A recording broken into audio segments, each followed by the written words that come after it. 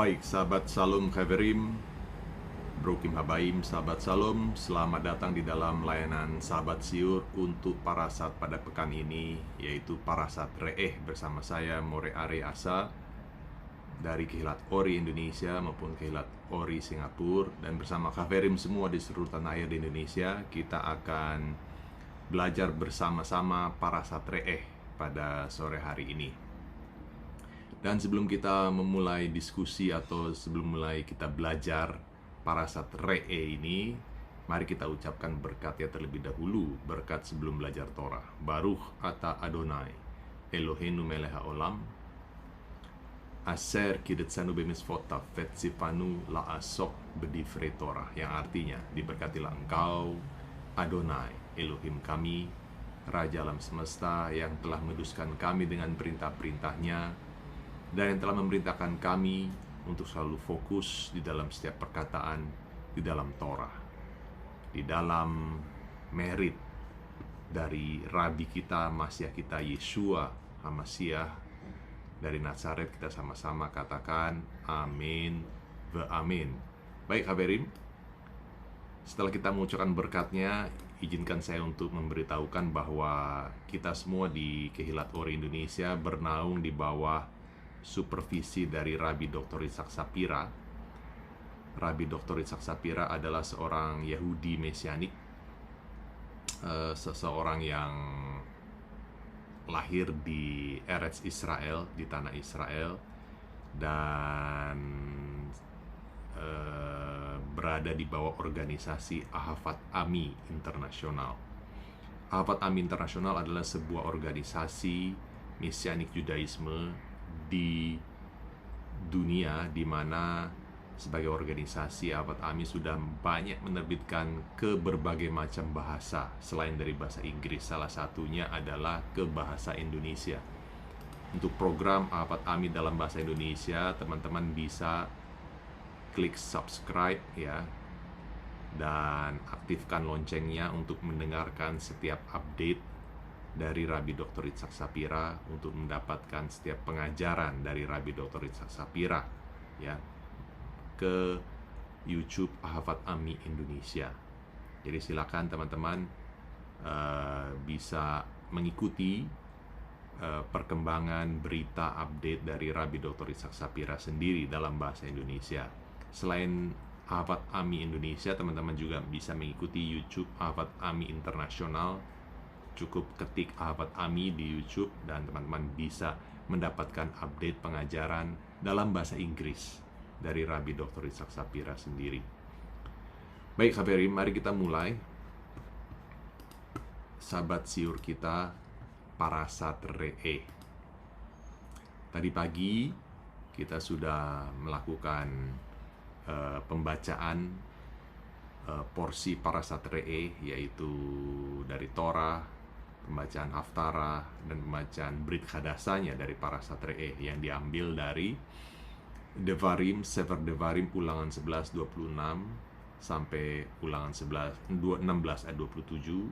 Kemudian Haftarah diambil dari Yesayahu 54 ayat 11 sampai 55 ayat 5. Dan kita sudah membaca Brit Hadasanya, perjanjian barunya, dari Sefer Matai atau Besorat Matai atau Injil Matius pasal 5 ayat 38 sampai 48. Untuk sore hari ini saya berikan judul siurnya adalah Hayom, yang artinya pada hari ini, dengan latar belakang adalah bait suci yang ketiga. Sering kita bertanya-tanya kapan bait suci ketiga akan berdiri, kapan Masiah kita datang ya.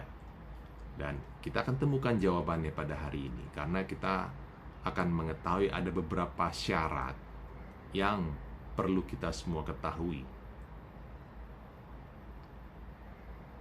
Syaratnya agar Masiah segera datang, agar Masiah datang kembali untuk yang kedua kalinya. Karena sudah 2000 tahun ini kita menanti-nantikan Masiah untuk datang, tapi tidak terjadi.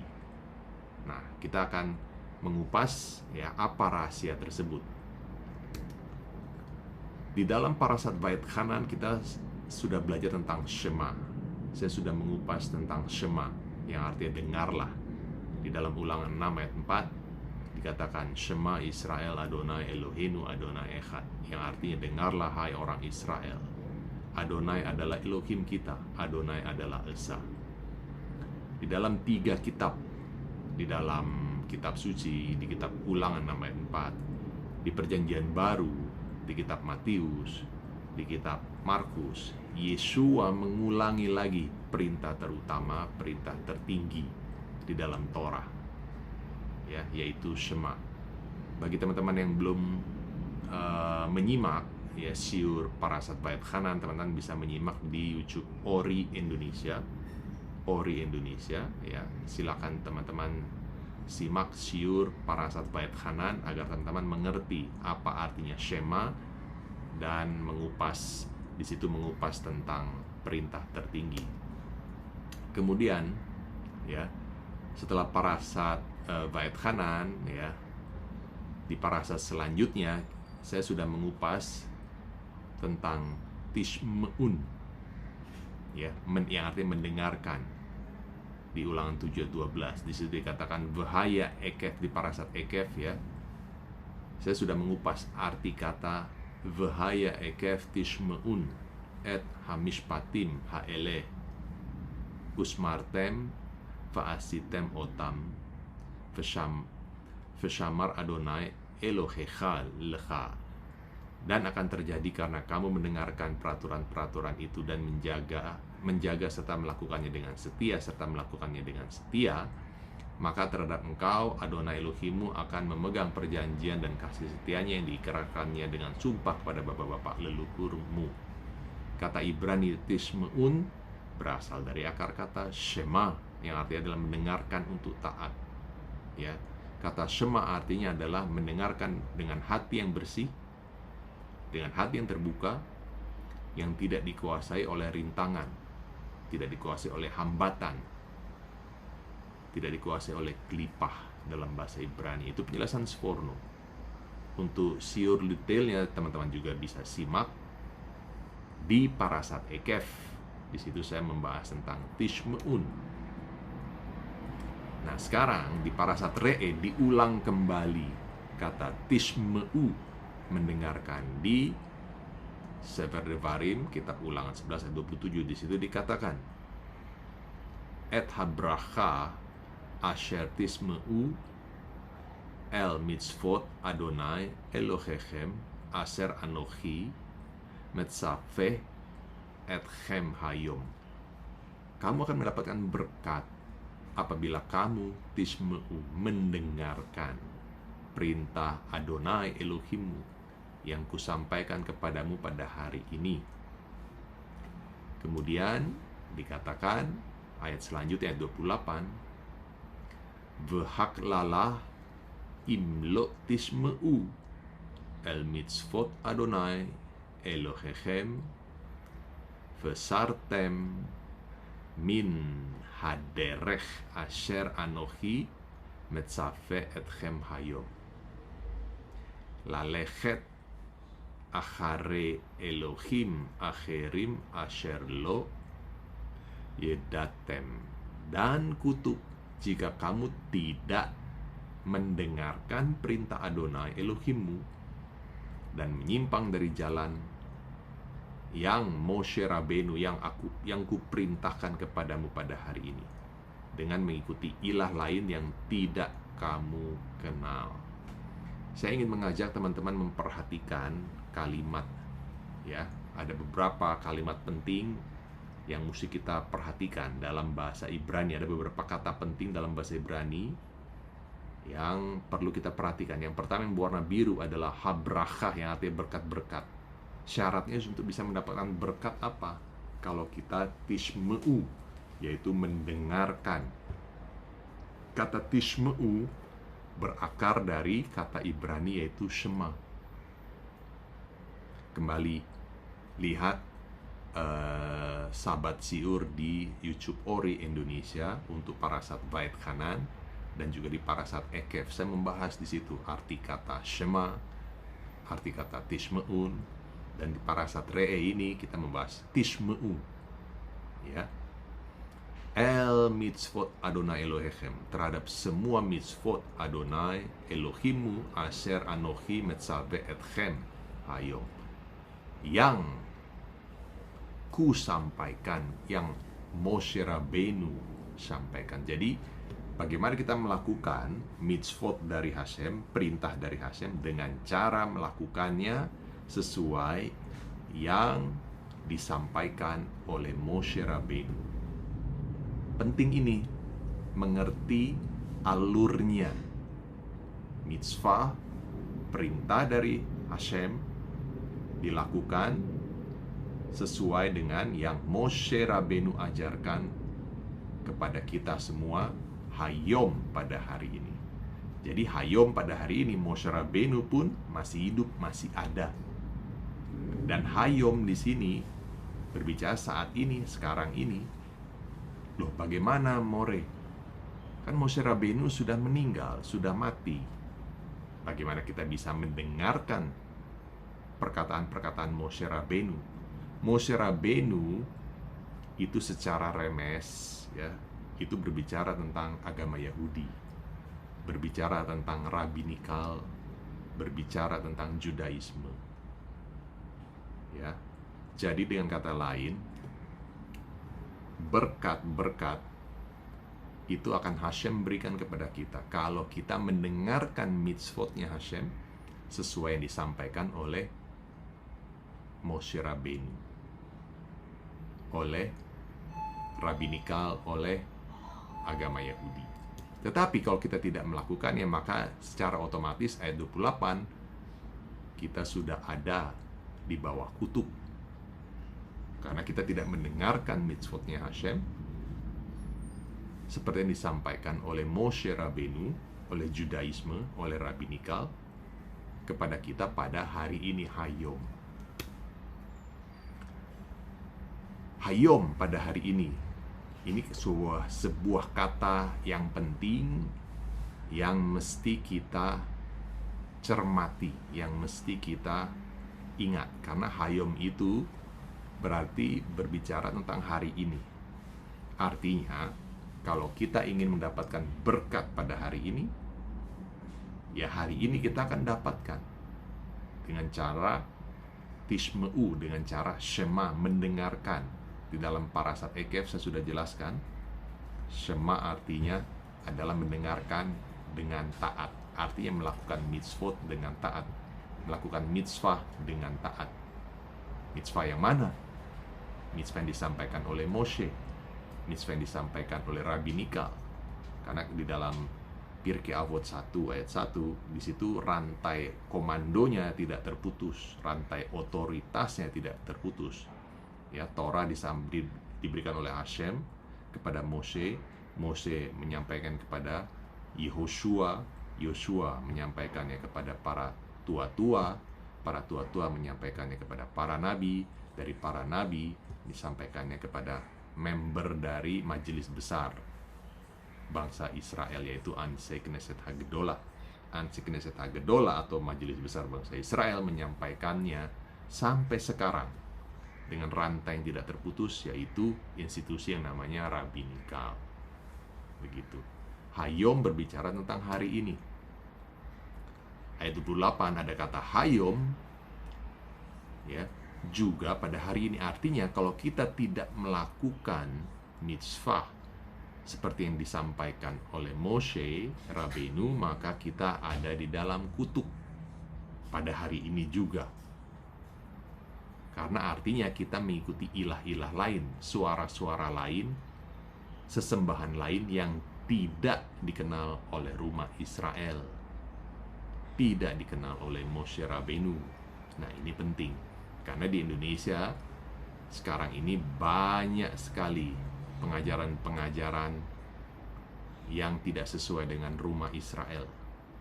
Misalnya pengagung nama, misalnya Kristen akar Ibrani, dan lain-lain sebagainya, ya, yang berbeda dengan rumah Israel itu membawa kutuk sebenarnya.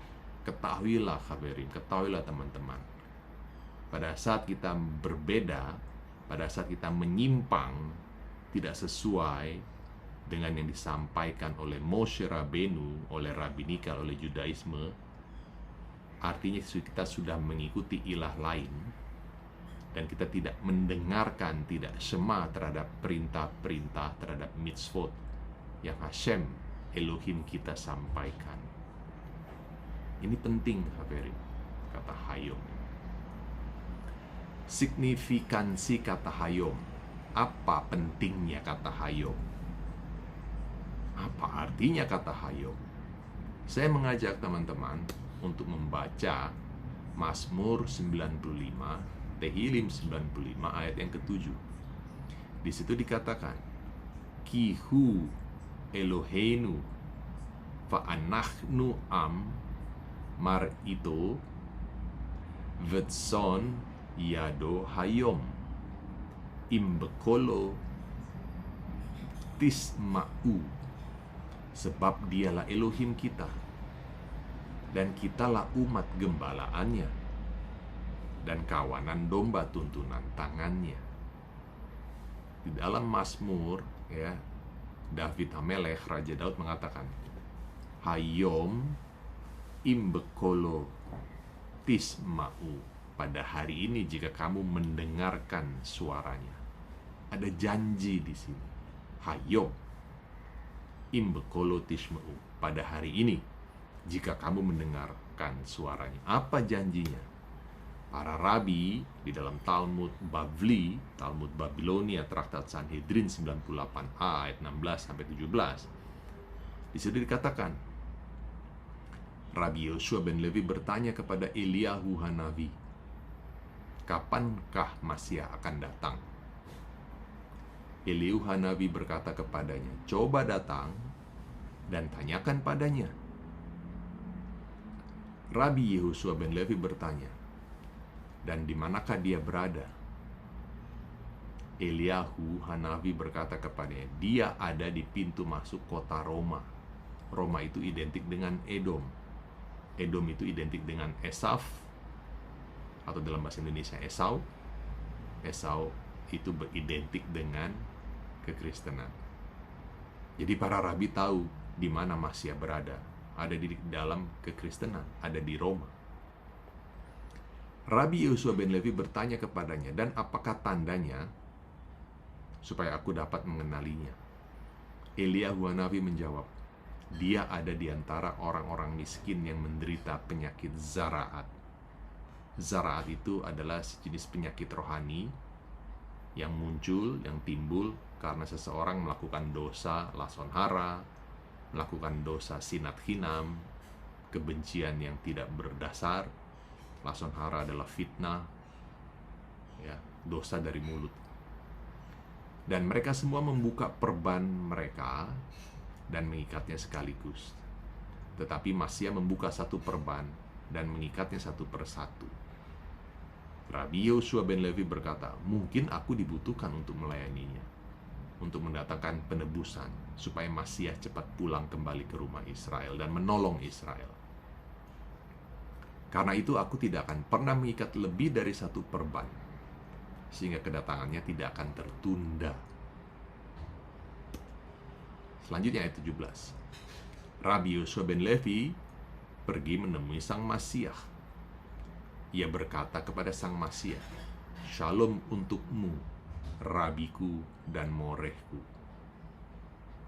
Sang Masiah berkata kepadanya, Shalom untukmu, Bar Levi. Rabbi Yoshua ben Levi berkata kepadanya, kapankah Tuhan akan datang? Sang Masiah berkata kepadanya, Hayom, pada hari ini. Beberapa waktu kemudian, Rabbi Yoshua ben Levi datang menemui Eliyahu Hanavi. Eliyahu Hanavi berkata kepadanya, apa yang dikatakan sang Masiah kepadamu? Rabbi Yoshua ben Levi berkata kepada Hanavi, kepada Eliyahu Hanavi, bahwa sang Masiah berkata, Shalom kepadamu Bar Levi.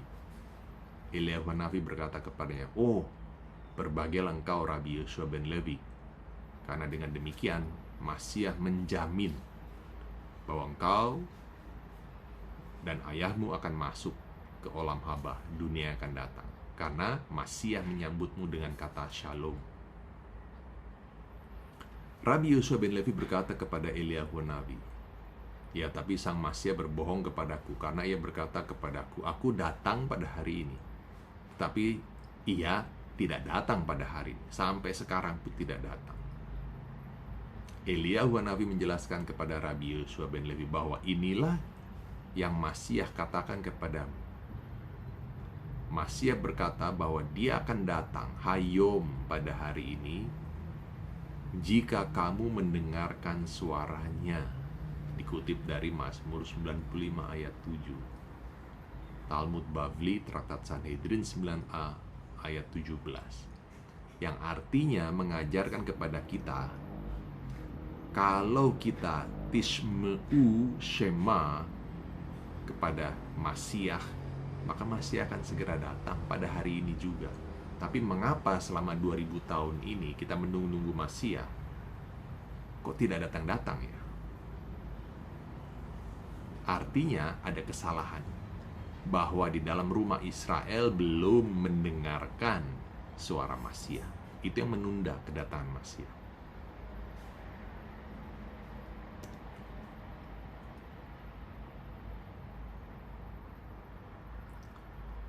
Catatan kakinya, Masyiah selalu siap untuk datang pada hari ini. Kedatangannya itu bergantung pada bagaimana kita shema'u, mendengarkan suaranya. Kalau teman-teman perhatikan, kalau teman-teman mengikuti Rabbi Dr. Itzhak Shapira melalui Facebook, di situ Rabbi Shapira pada pekan ini menceritakan tentang insiden yang terjadi antara Rabbi Dr. Itzhak Shapira dengan seorang rabi juga orang Yahudi yang ortodoks dari Chabad. Ya. Singkat cerita bahwa Rabi Chabad ini menuduh Rabbi Itzhak Shapira sebagai Kristen, sehingga terjadi berantem, terjadi permusuhan. Padahal Rabbi Itzhak Shapira tidak menganut agama Kristen. Rabbi Itzhak Shapira menjelaskan bahwa beliau adalah seorang Yahudi asli, dibesarkan dalam agama Yahudi, yang percaya kepada Masyiah, dan tapi dia tidak menganut kekristenan. Itulah yang terjadi antara Rabbi Dr. Itzhak Shapira, sehingga terjadi perpecahan. Rabbi Dr. Itzhak Shapira tidak boleh mendapatkan makanan kosher. Bagaimana mungkin seorang Yahudi membenci sesama Yahudi? Walaupun orang Yahudi tersebut memakai baju hitam putih, pakai kippah hitam, tapi kelakuannya terhadap sesama orang Yahudi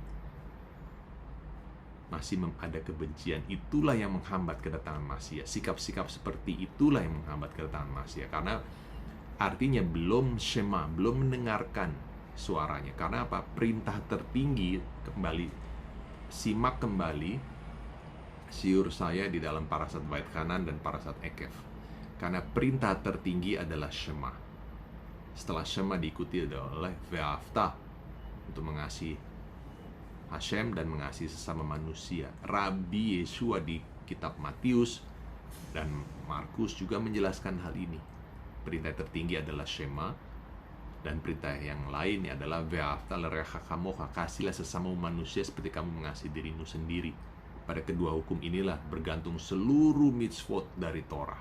Seluruh mitzvot dari Torah.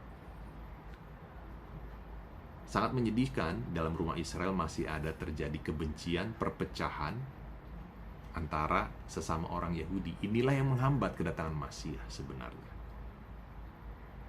Karena masih terjadi pelanggaran, ya, ve'aftah l'reacha kamocha, mengasihi, kasihlah sesama manusia seperti kamu mengasihi dirimu sendiri.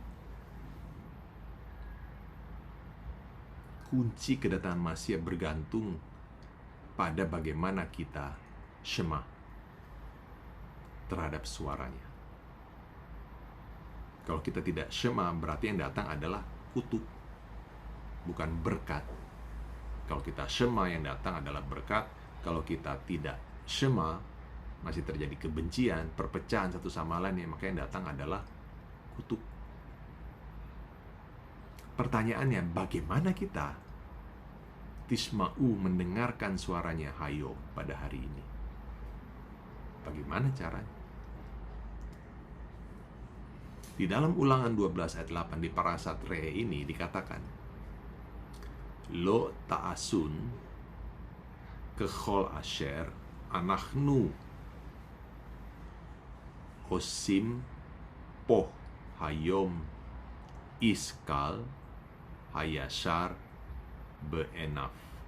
Jangan kamu melakukan apapun yang kita lakukan di sini pada hari ini hayom, yakni masing-masing berbuat segala sesuatu yang dipandangnya benar. Moshe Rabbeinu mengingatkan hal ini di Parashat Re'eh, Ulangan 12 ayat 8, hayom. Karena kalau kita tidak mengerti arti dari Ulangan 12 ayat 8 ini, maka sama saja dengan tidak mendengarkan, tidak syema. Apa artinya Ulangan 12 ayat 8? Di sini saya kutip dari Ibn Ezra, rabi yang bernama Ibn Ezra. Ibn Ezra menjelaskan, kitab suci menuliskan hal ini karena Bani Israel masih melakukan perjalanan dari satu tempat ke tempat yang lain. Mereka sedang dalam perjalanan menuju tanah Israel. Ini adalah sebuah makna pesat, makna literal. Tetapi makna alegorinya, makna remesnya, semua orang sedang dalam perjalanan. Perjalanan rohani, perjalanan spiritual. Sebelum kita tiba pada tanah perjanjian kita, yaitu surga. Ibn Ezra mengatakan, setelah kematian Aharon, beberapa orang dari Bani Israel akan mempersembahkan korban bakaran di salah satu tempat yang mereka inginkan, sesuka-suka mereka. Sedangkan orang yang lain dari Bani Israel mempersembahkan korban bakaran di tempat yang lain sesuai dengan kehendak mereka. Jadi, setelah kematian Aharon, bangsa Israel seenaknya mempersembahkan korban bakaran di tempat-tempat yang sesuai dengan kehendak mereka. Setelah kematian Aharon, perihal membawa korban bakaran adalah pilihan. Nah, kita tahu di dalam Parashat Vaikra, Aharon itu disebut sebagai Kohen Hamasyah. Jadi Aharon itu menceritakan kisah tentang Masyah itu sendiri sebagai seorang imam besar. Ya, setelah kematian Aharon, jadi setelah kematian Masyah, Kohen Hamasyah, bangsa Israel melakukan suatu hal-hal yang semena-mena. Oleh karena itu, beberapa orang membawa korban bakaran, sedangkan yang lain tidak. Beberapa orang akan mempersembahkan korban anak sulung dari kawanan domba, sedangkan yang lain tidak. Jadi setiap orang melakukan apapun sesuka hatinya, yang dipikirnya benar menurut pandangan mereka sendiri. Ini yang terjadi pada Bani Israel, dan ini terjadi di zaman sekarang. Oleh karena itu, kitab suci memberitahukan kepada Bani Israel bahwa begitu mereka memasuki tanah Israel, Eretz Israel, mereka harus mempersembahkan korban yang diperintahkan kitab suci bersama-sama. Nggak boleh sendiri-sendiri, nggak boleh seenaknya. Artinya, kita tidak boleh melakukan menurut sesuka hati kita sendiri, seperti yang dilakukan di sini pada hari ini, pada zaman ini sekarang, yaitu setiap orang melakukan sesuka hatinya, yang dipikirnya benar, menurut mata mereka sendiri, yang menunjukkan bahwa mereka tidak memiliki rasa takut akan Hashem. Itu penjelasan Ibn Ezra. Sekarang kita lihat situasi zaman sekarang. Bagaimana ya di dalam rumah Israel sendiri terjadi perpecahan. Setiap orang di dalam rumah Israel melakukan seenaknya saja, sesuka hatinya menurut pandangan mereka sendiri. Itu menunjukkan tidak ada rasa takut akan Hashem menurut Ibn Ezra. Ulangan 12 ayat 8, melakukan sesuka hati yang dipikirnya benar menurut pandangan mereka sendiri. Menurut Ibn Ezra artinya menunjukkan seseorang yang tidak memiliki rasa takut akan Hashem. Artinya tidak ada kesatuan. Perpecahan itulah karakter Esaf. Tidak heran di dalam rumah Esaf terjadi banyak perpecahan, terjadi banyak denominasi. Di dalam rumah Edom ada 51.000, 54.000 mungkin denominasi. Tidak ada kesatuan, masing-masing melakukan sesuka hatinya. Ada Kristen akar Ibrani, ada Kristen pengagung nama, ada Kristen Ortodoks, ada Adventis hari ke-7, ada Katolik Roma, ada segala macam. Total 54.000. Itu menunjukkan tidak ada kesatuan. Itulah karakter Esaf. Kita lihat di sini karakter Esaf. Di dalam Kejadian 36 ayat 6, di situ dikatakan, Vaikach Esaf et Hanasaf ve et Banaf ve et Benotaf ve et kol nafshot. Perhatikan kata Ibrani, kol atau kal nafshot. Esaf membawa istri-istrinya, anak-anaknya laki-laki dan perempuan. Ve'et dan nafshot, semua orang. Kol nafshot beito, yang ada di rumahnya. Kata Ibrani kal nafshot adalah bentuk jamak dari kata Ibrani nefesh, yang menjelaskan bahwa di rumah Esaf atau di dalam rumah Edom tidak ada kesatuan. Yang ada hanya perpecahan. Karena berdasarkan penjelasan Ibn Ezra, berarti semua orang di rumah Esaf melakukan sesuka hatinya yang dipikirnya benar menurut pandangan mereka sendiri. Itu ciri khas seseorang yang tidak memiliki rasa takut akan Hashem. Tetapi kita lihat, itu Esaf tadi. Sekarang kita lihat bagaimana dengan Yakov. Di Kejadian 46 ayat 27 di situ dikatakan, Ufne Yosef Asher yulat lo v'mitzraim nefesh shnaim kal hanefesh. Kal hanefesh. Perhatikan, anak-anak Yosef yang lahir baginya di Mesir ada 2 orang. Kal hanefesh levet Yakov. Jadi semua jiwa di rumah Yakov yang tiba di Mesir seluruhnya berjumlah 70 jiwa. Kata Ibrani kal hanefesh adalah bentuk tunggal dari kata Ibrani nefesh yang menjelaskan bahwa di rumah Yakov, di rumah Israel ada kesatuan, ada persatuan. Yang artinya mereka melakukan apapun secara bersama-sama, satu hati, dan tidak memikirkan diri mereka sendiri. Menunjukkan bahwa mereka memiliki rasa takut akan Hashem.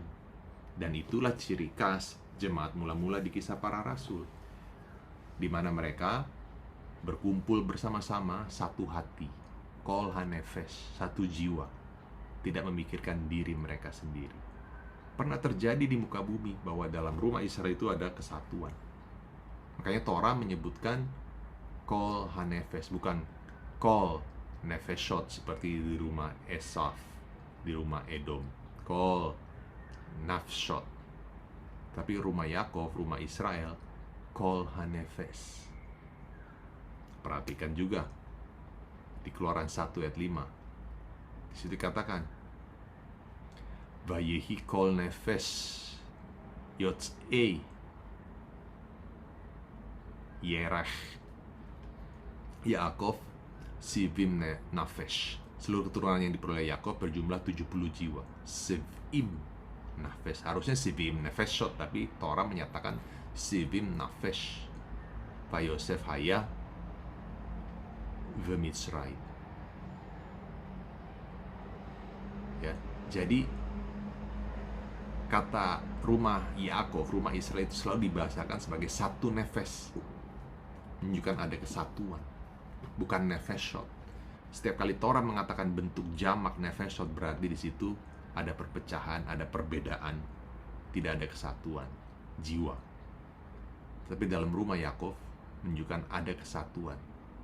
Kol hanefesh, kol nefesh, walaupun di jumlahnya ada siv'im nefesh. Di sini saya kasih warna sebentar.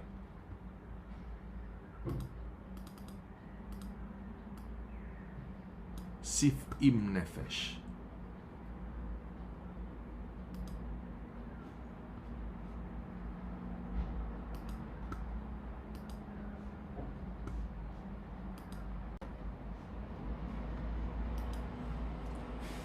Siv'im nefesh, 70 jiwa.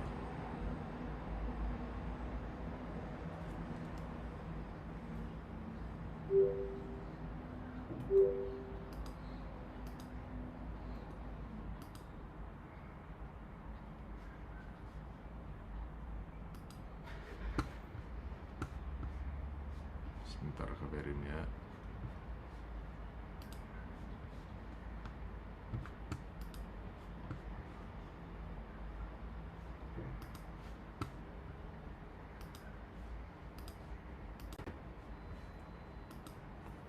Itulah yang membedakan antara rumah Edom, rumah Esaf, dengan rumah Israel. Kol nefesh, rumah Israel. Kol hanefesh, rumah Israel. Dan kol nefeshot, rumah Esaf.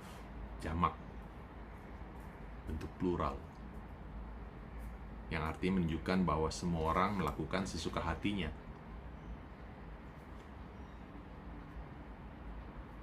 Yang dipikirnya benar menurut pandangan mereka sendiri. Sayangnya itulah yang terjadi dalam rumah Israel sekarang ini. Belum ada kesatuan di dalam rumah Israel. Dalam agama Yahudi sendiri, ya, masih terjadi sinat hinam, kebencian satu sama lainnya, tidak suka satu sama lain, antara ortodoks dengan reform, antara reform dengan ortodoks, antara ortodoks dengan konservatif, antara konservatif dengan ortodoks, antara reform dengan konservatif, konservatif dengan reform, ortodoks dengan mesianik Judaisme, mesianik Judaisme dengan ortodoks. Belum ada kesatuan yang menandakan bahwa kita masih ada di dalam Ulangan 12 ayat 8. Kita masih melakukan sesuatu masing-masing, sendiri-sendiri, sesuai yang dipandangnya benar. Itu sebabnya jangan heran kalau di dalam reform perempuan bisa menjadi rabi, atau perempuan memakai talit, yang secara halakha itu adalah pakaian laki-laki. Itu sebabnya di dalam gerakan mesianik Judaisme tidak ada perempuan memakai talit, tidak ada perempuan yang menjadi rabi. Perempuan hanya bisa menjadi morah. Itu yang terjadi itulah di dalam mesianik Judaisme, itu yang terjadi di dalam ortodoks Judaisme. Dan yang terakhir yang terjadi adalah perselisihan antara mesianik Judaisme, Rabbi Dr. Yitzhak Shapira, dengan seorang rabi ortodoks di Amerika. Teman bisa melihat di dalam Facebooknya Rabbi Dr. Yitzhak Shapira bagaimana sinat hinam, kebencian terhadap Yeshua, seorang Yahudi asli, ya, dibenci oleh sesama orang Yahudi. Itu yang sangat menyedihkan. Itulah yang memperlambat terjadi kedatangan Masiah. Itulah yang menyebabkan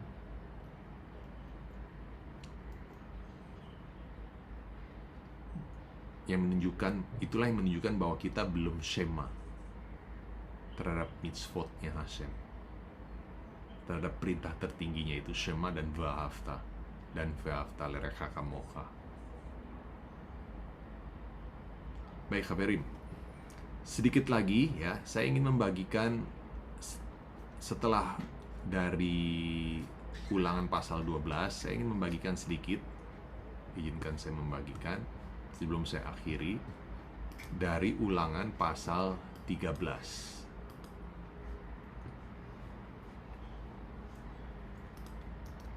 Saya akan menyampaikan secara mentah saja, secara raw.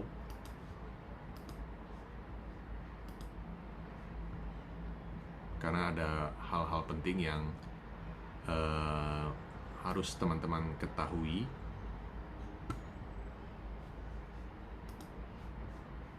Saya akan bagikan di layar.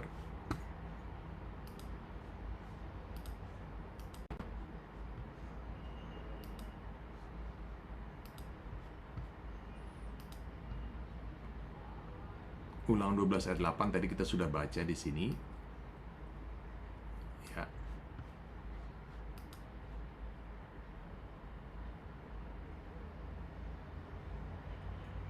Saya akan lanjut ke Ulangan pasal yang 13.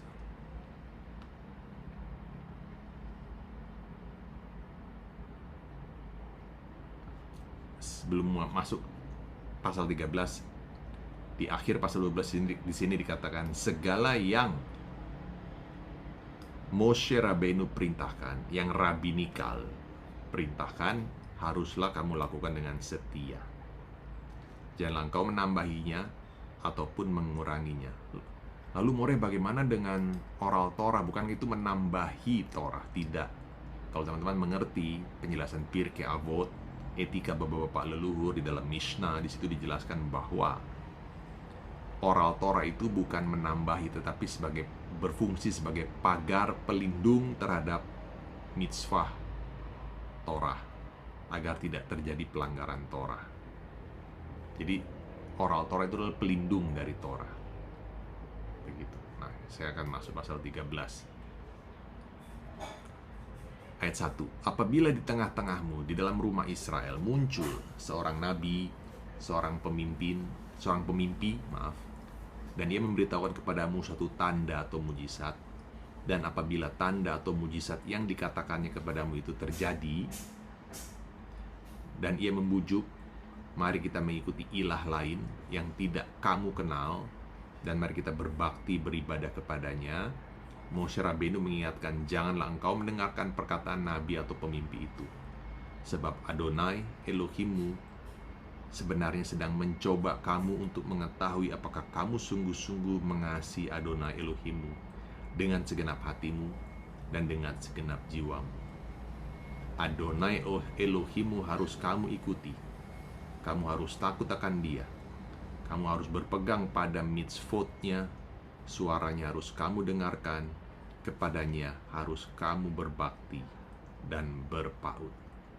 Jadi jangan kaget kalau sekarang ini ada orang-orang apa saja itu, misalnya pandito atau apa nabi atau apa nabiah atau apa yang bisa melakukan mujizat. Apakah itu berasal dari Hashem? Nah, cara mengetahuinya adalah di sini.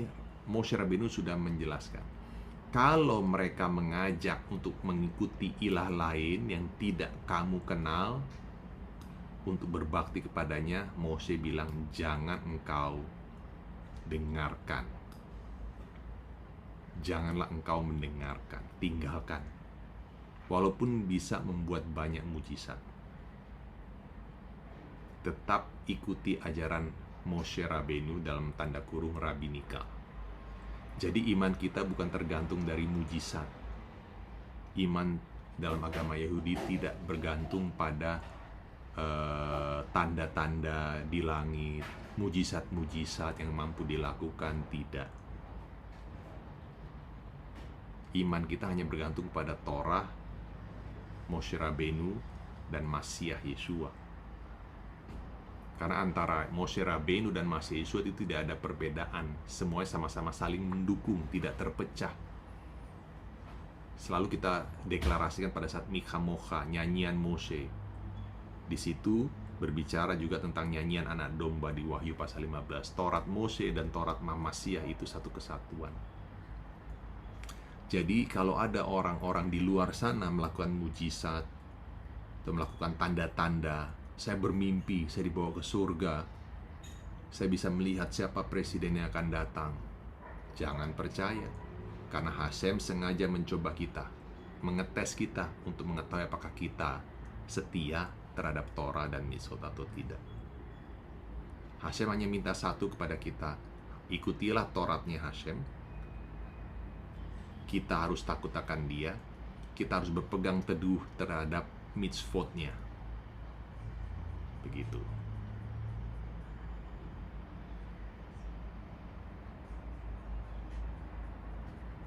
Itu dari pasal 13 yang ingin saya sampaikan kepada Khaverim. Kemudian sebelum saya akhiri, saya ingin kembali mengingatkan di pasal 12 ya. Inilah ketetapan, mishpatim dan hukot yang harus kamu lakukan dengan setia di negeri yang diberikan Adonai Elohimmu, Elohim bapak-bapak leluhurmu kepadamu, untuk memilikinya selama kamu hidup di muka bumi. Jadi di sini Hashem ya memberikan negeri kepada rumah Israel untuk dimiliki. Jadi tanah Israel itu adalah milik Hashem. Jadi bumi itu semua kepunyaan Hashem, termasuk tanah perjanjian, tanah Israel itu punya Hashem. Memang Hashem berikan untuk Bani Israel, untuk tanah orang Israel. Tidak ada orang yang bisa mengklaim bahwa itu milik suatu bangsa lain. Enggak, karena Hashem memberikan ini kepada bangsa Israel, dan Israel nggak bisa nolak. Begitu. Nah, ayat 2 di sini dikatakan, kamu harus memusnahkan sama sekali segala tempat di mana bangsa-bangsa yang daerahnya kamu duduki itu beribadah kepada ilah. Semua mesbah harus dirobohkan. Ini berbicara tentang secara secara remes ya, secara alegori berbicara tentang tanah Israel. Tapi juga berbicara juga tubuh kita, tempat neshama kita tinggal. Itu harus dibersihkan dari kelipah-kelipah dari ilah-ilah lain. Begitu. Kemudian Hashem mengatakan secara pesat ya, secara literal, jangan kamu berbuat seperti itu terhadap Adonai Elohimmu. Jadi kita tidak boleh mengikuti pola ibadah agama-agama lain lalu dibawa ke dalam agama Yahudi. Tidak, karena Hashem memberikan sendiri tata ibadahnya, cara ibadahnya. Kalimat jangan kamu berbuat seperti itu terhadap Adonai Elohim. Itu ayat pasal 12. Di pasal 11 juga dikatakan,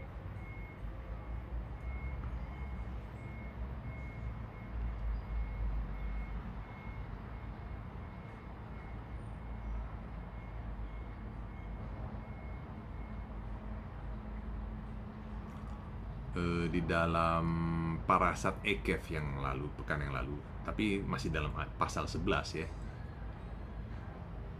Di sini dikatakan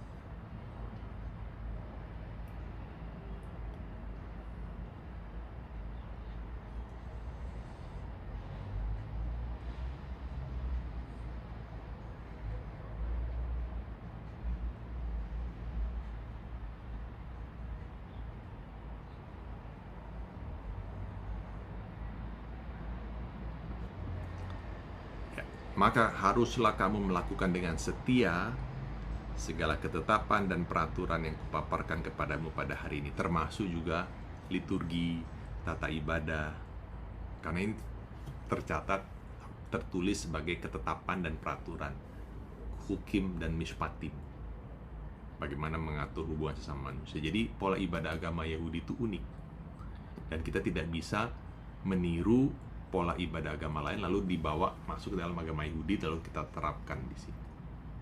Begitu Khaverim. Itulah isi dari parasat Re'eh yang saya bisa sampaikan pada sore hari ini, dan saya akhiri dengan berkat setelah belajar Torah. Baruch ata Adonai Eloheinu melech haolam.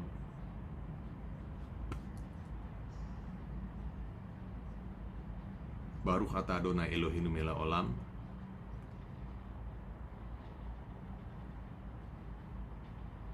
Aser kidetzanu b'mitzvotav vetzifanu. Saya ulangi lagi.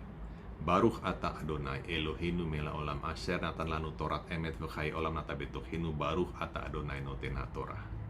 Beshem Yeshua Mesihenu, amin ve'amin. Yang artinya diberkatilah engkau Adonai Elohim kami, Raja alam semesta, yang telah memberikan Torah kebenaran kepada kami dan telah memberikan kehidupan yang kekal kepada kami. Diberkatilah engkau Adonai Elohim kami, Sang pemberi Torah. Di dalam merit dari Masya kita Yesua, kita sama-sama katakan amin ve'amin. Baik Haberim, itu adalah siur untuk Parashat Re'eh dengan judul Hayom. Kalau Haberim ada pertanyaan, ya, untuk semua member dari Kehilat Ori Indonesia, teman-teman bisa tanya di grup WA, ya. Silakan teman-teman tanyakan. Kalau teman-teman yang mengikuti secara live streaming dari YouTube, teman-teman bisa tanya di kolom chat di YouTube.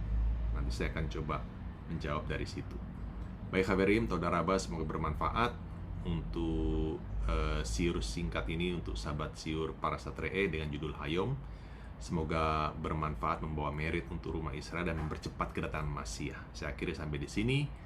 Leitraut dan sahabat Shalom.